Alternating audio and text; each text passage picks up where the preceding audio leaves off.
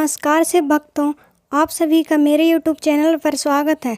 आज हम श्रावण मास महात्म्य कथा का 11वां अध्याय शुरू करेंगे। अध्याय 11 रोटक तथा उदुम्बर व्रत का वर्णन। कथा को ध्यानपूर्वक सुनें। तो चलिए कथा शुरू करते हैं। सनत कुमार बोले, हे देव, श्रावण मास के वारों के सभी तत्वों को मैंने आपसे सुना, किंतु आपसे वचनामृत का पान करके मेरी तृप्ति नहीं हो रही है। हे प्रभु, श्रावण के समान अन्य कोई भी मास नहीं है, ऐसा मुझे प्रतीत होता है, अतः आप तिथियों का महात्म्य बताइए। भगवान शिव ने कहा, हे सनत कुमार, मासों में कार्तिक मास श्रेष्ठ है, उससे भी श्रेष्ठ माघ कहा गया है, उस माघ से भी श्रेष्ठ बैसाख है और उससे भी श्रेष्ठ मार्गशीर्ष है, जो श्री हरि को अत्यंत प्रिय है। विश्वरूप भगवान से उत्पन्न होने से ये चारों मास मुझे प्रिय हैं, किंतु 12 मासों में श्रावण तो साक्षात शिव का रूप है। हे सनत कुमार, श्रावण मास में सभी तिथियां व्रत युक्त हैं, फिर भी मैं उनमें प्रधान रूप से कुछ उत्तम तिथियों को आपको बता रहा हूँ। सर्वप्रथम मैं तिथि तथा वार से मिश्रित व्रत आपको बताता हूँ। श्रावण मास में जब प्रतिपदा तिथि में सोमवार हो तो उस महीने में 5 सोमवार पड़ते हैं। उस श्रावण मास में मनुष्यों को रोटक नामक व्रत करना चाहिए। यह रोटक नामक व्रत 3.5 महीने का भी होता है।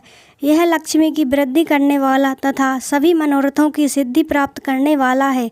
हे मुने, मैं उसका विधान बताऊंगा, आप सावधान होकर सुनिए।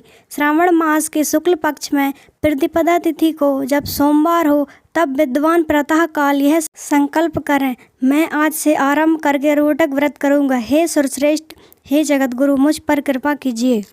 उसके बाद अखंडित बेल पत्रों, तुलसी दलों, नीलोत्पल, कमल पुष्पों, कलाहर पुष्पों, चंपा तथा मालती के पुष्पों, गोविंद पुष्पों, आक के पुष्पों, उस ऋतु तथा काल में होने वाले नानाविध अन्य पुष्पों, धूप दीप नैवेद्य तथा नाना प्रकार के फलों से शूलधारी महादेव की प्रतिदिन पूजा करनी चाहिए। विशेष रूप से रोटकों का प्रधान नैवेद्य अर्पित करना चाहिए। पुरुष के आहार प्रमाण के समान 5 रोटक बनाने चाहिए। बुद्धिमान को चाहिए कि उनमें से 1 रोटक ब्राह्मणों को दें, 2 रोटक का स्वयं भोजन करें और 1 रोटक देवता को नैवेद्य के रूप में अर्पित करें। बुद्धिमान को चाहिए कि शेष भूसा करने के अनंतर अर्घ्य प्रदान करें। केला, नारियल, जम्बीरी, नींबू, बीज पूरक, खजूर, ककड़ी, दाख, नारंगी, बिजौरा, नींबू, अखरोट, अनार तथा अन्य और जो भी ऋतु में होने वाले फल हों, वे सब अर्घ्यदान में प्रशस्त हैं। उस अर्घ्यदान का फल सुनिए। 7 समुद्र सहित पृथ्वी का दान करके मनुष्य जो फल प्राप्त करता है, वही फल विधान पूर्वक इस व्रत को करके वह पा जाता है। विपुल धन की इच्छा रखने वालों को यह व्रत 5 वर्ष तक रखना चाहिए। इसके बाद रोटक नामक व्रत का उद्यापन कर देना चाहिए।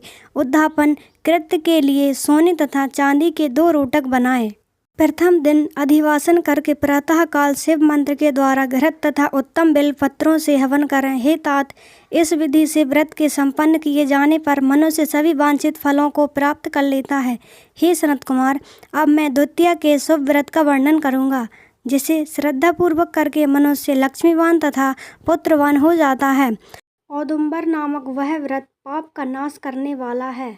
शुभ सावन का महीना आने पर द्वितीय तिथि को प्रातः काल संकल्प करके बुद्धिमान को विधि पूर्वक व्रत करना चाहिए। इस व्रत को करने वाला स्त्री हो या पुरुष, वह सभी संपदाओं का पात्र हो जाता है। इस व्रत में प्रत्यक्ष गूलर के वृक्ष की पूजा करनी चाहिए, किंतु गूलर वृक्ष न मिलने पर दीवार पर वृक्ष का आकार बनाकर इन 4 नाम मंत्रों से उसकी पूजा करनी चाहिए। हे उदुम्बर, आपको नमस्कार है। हे हेम पुष्पक, आपको नमस्कार है। जंतु सहित फल से युक्त तथा रक्त अंड तुल्य फल वाले, आपको नमस्कार है। इसके अधिदेवता शिव तथा शुक्र की भी पूजा गूलर के वृक्ष में करनी चाहिए। इसके 33 फल लेकर 3 बराबर भागों में बांट लेना चाहिए।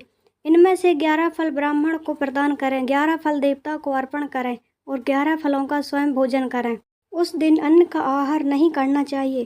शिव तथा शुक्र का विधिवत पूजन करके रात में जागरण करना चाहिए। हे तात, इस प्रकार 11 वर्ष तक व्रत का अनुष्ठान करने के बाद व्रत की संपूर्णता के लिए उद्यापन करना चाहिए। सुवर्णमय फल, पुष्प तथा पात्र सहित एक गूलर का वृक्ष बनाएं और उसमें शिव तथा शुक्र की प्रतिमा का पूजन करें। उसके बाद प्रातः काल होम करें। गूलर के शुभ कोमल तथा छोटे छोटे 108 फलों से तथा गूलर की सुविधाओं से तिल तथा घृत सहित होम करें। इस प्रकार होम कृत्य समाप्त करके आचार्य की पूजा करें।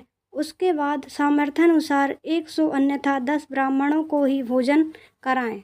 हे वत्स, इस प्रकार व्रत किए जाने पर जो फल होता है उसे सुनिए। जिस प्रकार यह गूलर का वृक्ष बहुत जंतुयुक्त फलों वाला होता है, उसी प्रकार व्रतकर्ता भी अनेक पुत्रों वाला होता है और उसके वंश की वृद्धि होती है। यह व्रत करने वाला सुवर्णमय पुष्पों से युक्त वृक्ष की भांति लक्ष्मीप्रद हो जाता है। हे सनत कुमार, आज तक मैंने किसी को भी यह व्रत नहीं बताया था।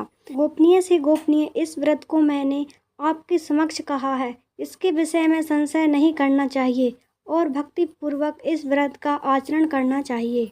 इस प्रकार श्री स्कंद पुराण के अंतर्गत ईश्वर सनत कुमार संवाद में श्रावण मास महात्म्य में प्रतिपद रोटक व्रतोद्यम्बर व्रत कथा नामक 11वां अध्याय पूर्ण हुआ। आशा है कि आपने यह कथा ध्यान पूर्वक सुनी होगी। भगवान शिव की कृपा आप सभी पर बनी रहे। वीडियो पसंद आई हो तो वीडियो को लाइक और चैनल को सब्सक्राइब जरूर कर दें।